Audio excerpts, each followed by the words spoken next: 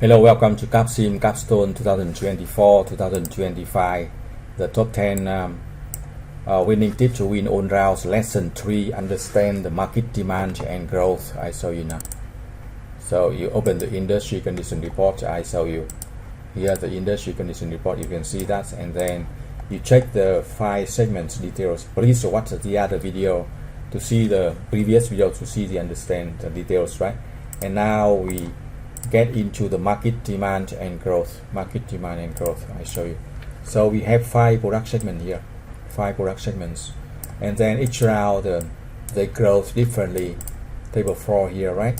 And you see traditional growth about 9-10%, low end 11%, high end performance and size growth very fast, 16, 19, and 18%. So most students look at this and they say, okay, we can invest in high end performance and size, but that is not the correct decision, because traditional and low end account for more than 70% of the market share, right?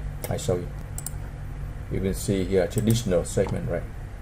So traditional segment they accounts for you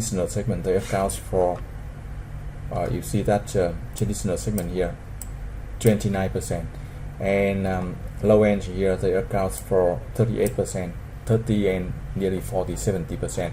While the other 3 segments, even they grow very fast, they account for about 10% of market share, right? 10% of market share here, 10% of market share. So if you want to add a new product, you develop product in low end, traditional, and performance here, right?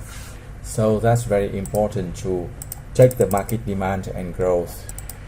So remember to understand that even traditional and low end grow lower than the other 3 segments. They account for 70%. So you add a new product in traditional low end and get more chance to win, right? More chance to win.